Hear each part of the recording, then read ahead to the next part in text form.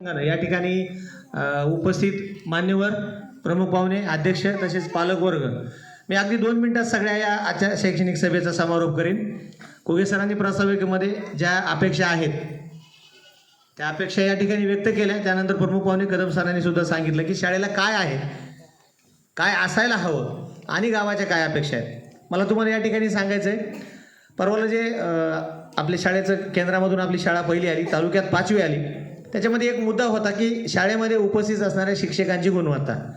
तर मी तुम्हाला एक सांगतो की आपल्या शाळेच्या शिक्षकांची शैक्षणिक गुणवत्ता ही 75% विच्च विद्याविभूषित आहे। नुसते 10वी 12वी DED BEd नाही, तर BA BEd MA BEd MA MAd या पात्रतेची लोक आपल्या जिल्हा परिषदेच्या शाळेमध्ये योगायोगानं बदलून आलेले आहेत। म्हणजे ही पात्रता कॉलेज लेवलला जी 12वी 15वीला शिकवायला लागते ती पात्रतेची लोक आपल्या शाळेमध्ये आलेली आहेत। ही गोष्ट मला तुम्हाला या ठिकाणी नमूद करायची आणि हा योगायोग आहे, असं होत नाही। अर्धे रिटायरमेंटचे असतात, काही रिटायरमेंटच्या जवळ आलेले असतात। योग असा आहे, सगळी टीम एक पुढच्या 7-8 वर्षासाठी जर बदल्या नाही झाल्या तर इथं राहतील।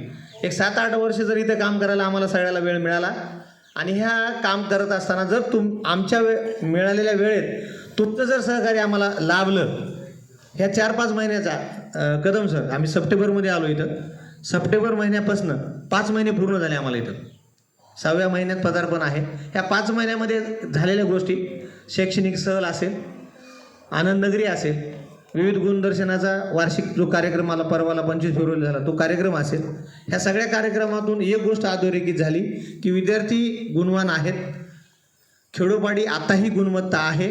फक्त ह्या गुणवत्तेला व्यासपीठ जे लागतं, जो न्याय द्यायला लागतो, ती न्याय देण्याची मानसिकता अगोदर शिक्षकांची हवी आणि शिक्षकांच्या मानसिकतेला अनुरूप ही पालकांची मानसिकता असायला हवी। याच्यासाठी आपला पालक आणि त्यांचा पाल्य, त्यांचा विद्यार्थी 10 ते 4 शाळेत येतो का आणि 10 ते 4 शाळेत बसल्यानंतर घरी आल्यानंतर तो विद्यार्थी तो दिलेला अभ्यास करतो का।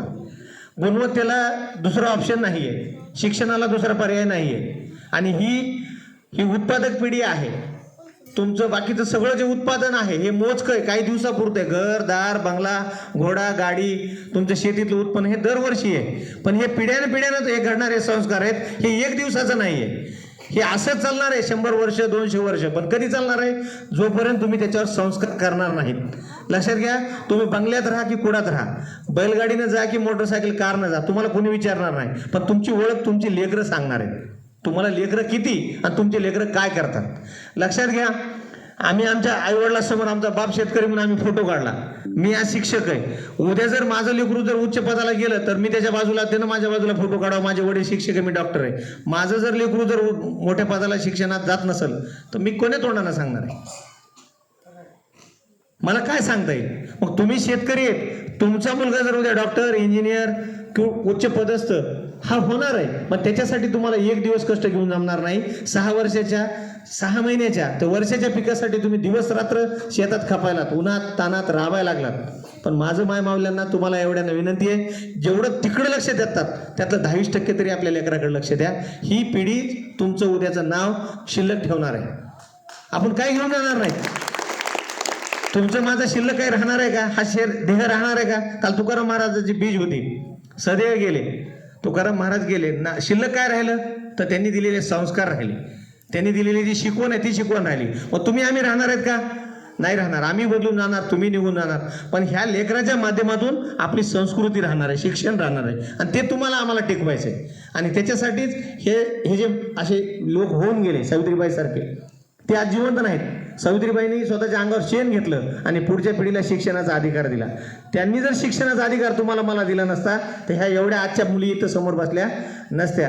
तुमचं म्हणून माझं म्हणून एक नैतिक कर्तव्य, तुम्ही आम्ही ह्या विचाराला जागं राहू, ह्या विचाराशी प्रामाणिक राहू आणि जेव्हा जेव्हा शाळा तुम्हाला बोलवीन विद्यार्थ्यांच्या बाबतीत, त्यांच्या हिताच्या बाबतीत, तुम्ही आम्ही एका ध्येयानं प्रेरित होऊ आणि गावाचा शाळेचा विकास करण्यासाठी कटिबद्ध होऊ। हा विचार ह्या उपस्थित मान्यवरांनी मांडला, तुम्ही तोच मांडताय। फक्त आपल्याला काय करायचंय, जागं राहायचंय, नुसतं शरीराला नाही डोळ्यानं नाही तर आपल्याला एका चित्तानं एका ध्येयानं एका ध्यासानं जागं राहायचंय। आणि विद्यार्थ्यांना सुद्धा माझी विनंती की बाबांनो, तुम्हाला जर तुमच्या आईवडिलांच्या हाताला जे घट्टे पडलेत, ते घट्टे जर उन्हाळ वयात कमी करायचे असतील आणि तुम्हाला जर ऊसाच्या फडात जायचं नसेल, कोणाच्या तरी वावरात जाऊन धुऱ्याला खुरपीत बसायचं नसेल ह्या मुलींना, तर तुम्हाला एक सांगतो, तुमच्या हातात फक्त एकच गोष्ट असली पाहिजे, ती म्हणजे पुस्तक आणि पेन.